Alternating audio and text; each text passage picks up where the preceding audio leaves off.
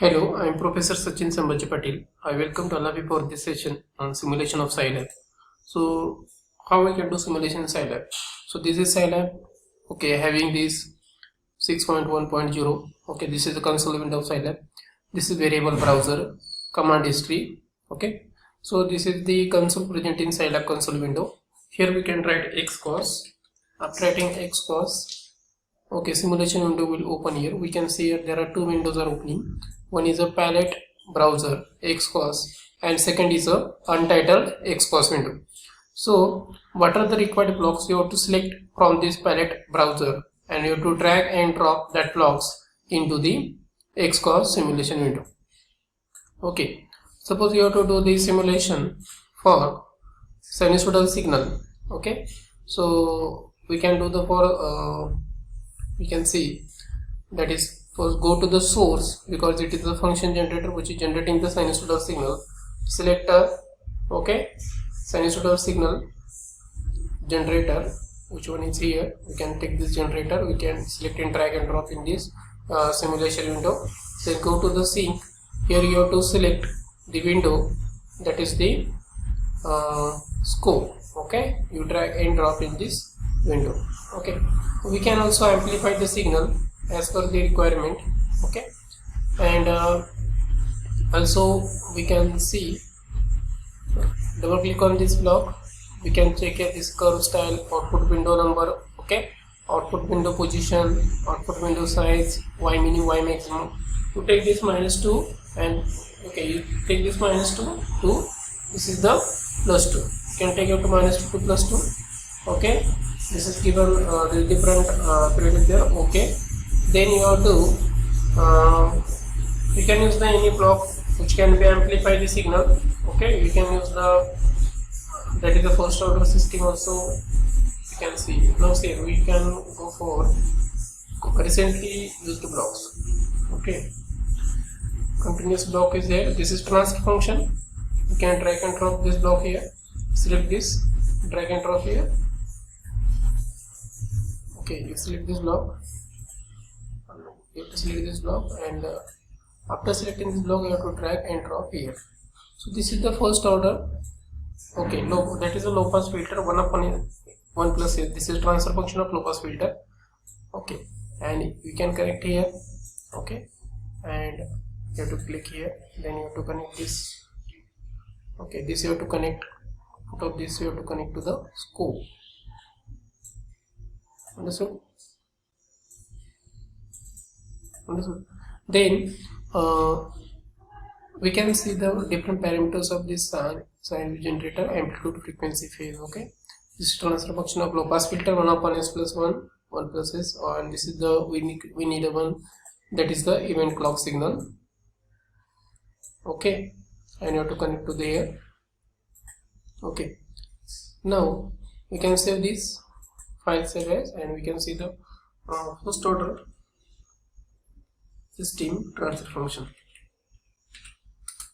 Okay, and you have to start simulation.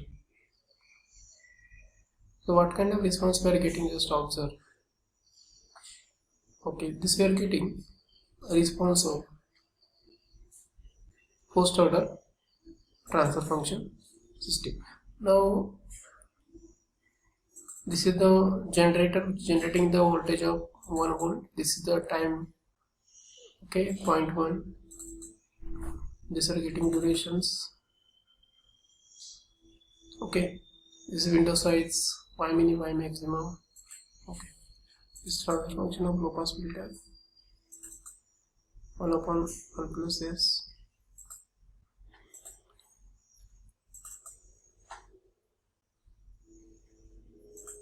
Now if you observe this figure, okay, after simulation, if you observe that figure, simulation progress, we are getting, this is the, okay, it's low pass filter, that is suppose RC low pass filter is there, having transfer function 1 upon 1 plus SRC. So there is rise in the signal up to the 1. Okay, this way getting, and suppose we are changing this transfer function to s square, okay, plus 2 multiply s plus 1, or we can change the coefficient of this. We can take 0.2 and observe what is happening. Okay, this transfer function we have changed the transfer function, and you have to observe what is happening there.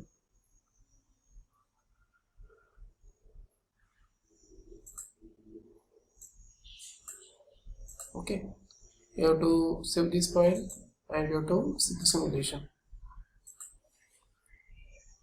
Okay, we are getting this oscillations. Okay, that is the delay time, rise time also we are getting, but okay, we change the second parameters. We can see here minus 10 and get plus 10, and then observe, and then again start simulation. Okay, we are getting this. Okay, this is the second order transfer function, which is happening the delay time, rise time, peak time. Okay, such kind of signal we are getting. So this is the simple simulation in about Scilab. Okay, also we can amplify the given signal by the specific period also. Now suppose we change this 1 plus 0.2s plus s square, and observe what is happening. There is any change in this. Something mistake is here. That is suppose we take 0.2 multiply s, and then simulation. Okay, so that is happening in Scilab. Okay, this is for sinusoidal input. Suppose we change the input. Okay, suppose we take step response. Okay, we take the step response. Where is present in source? It is present in source. Go to the source and select the step function. Drag and drop that function here. Okay, and you connect here. Drag and drop. You connect to here.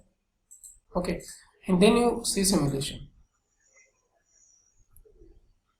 Okay, now we are getting like this. This is delay time, peak time. Okay, but you have to change the duration. That is, we check here minus 2, and this is the plus 2. Then you will get the proper signal.